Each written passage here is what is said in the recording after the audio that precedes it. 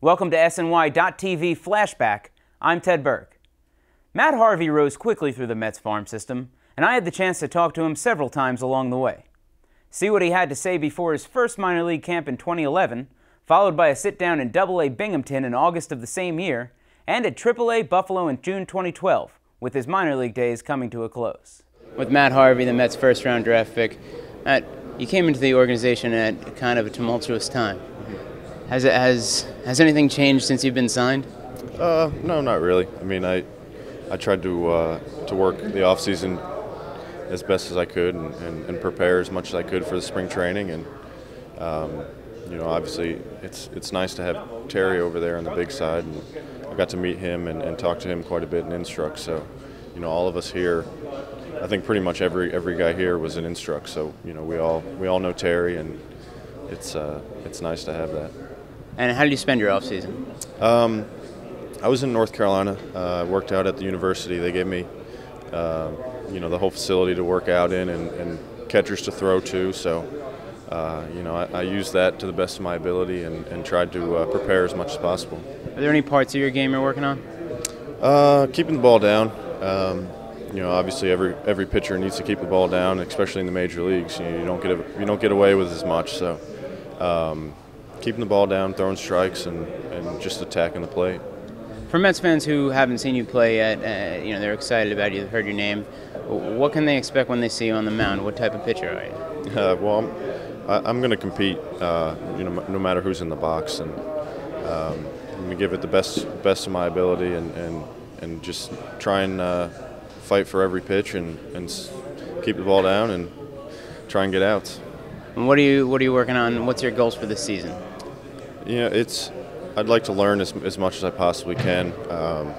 You know, pick the older guys' brain and see what they use to get guys out. And you know, as a hitter, I'd like to always like to find out what they can't hit and what they can hit. So, you know, see if other hitters are the same, and just learning process. And are there any differences you expect from professional hitters over college hitters?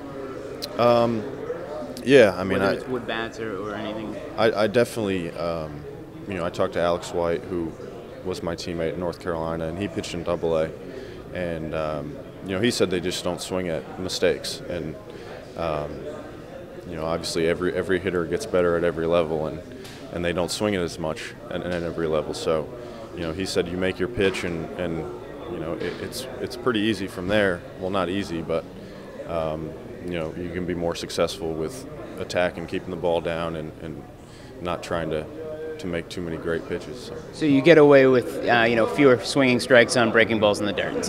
Yeah, that's what he said. He said you don't get away with, you know, blowing it by a guy at 95, you know, over the middle, and you don't get away with bouncing a curveball. So he said you make your pitch, and you can be pretty successful.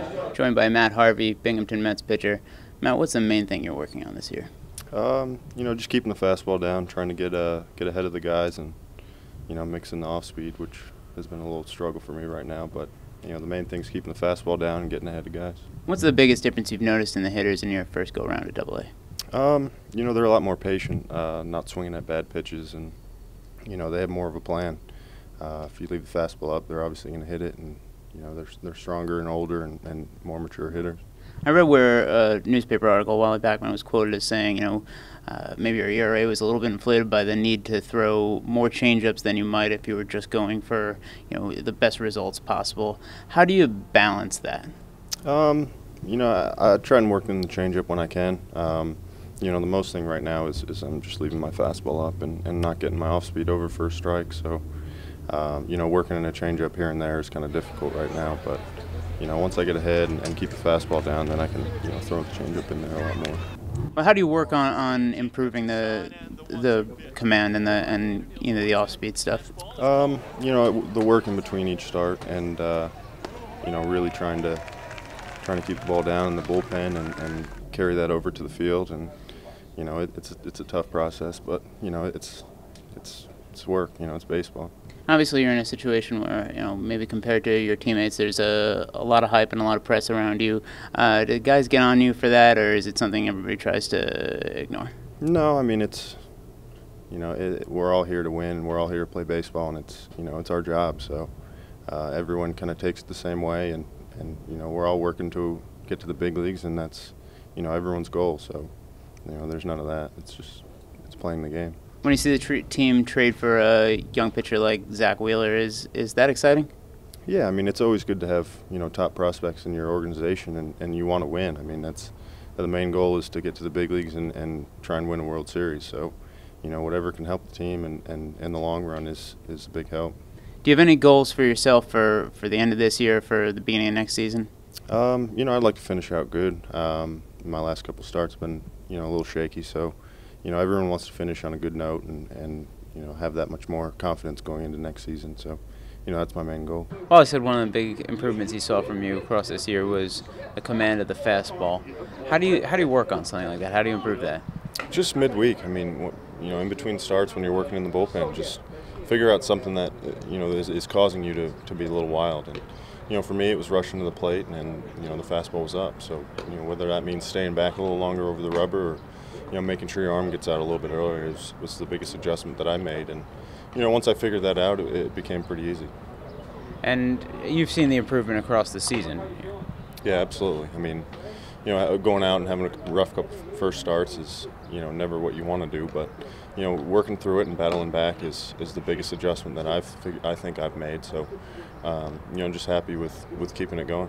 One of the things I've read about this level is that hitters here will hit a mistake more often, especially from a guy throwing hard or a guy with a good sharp breaking stuff. Is that something that's helped you learn at all?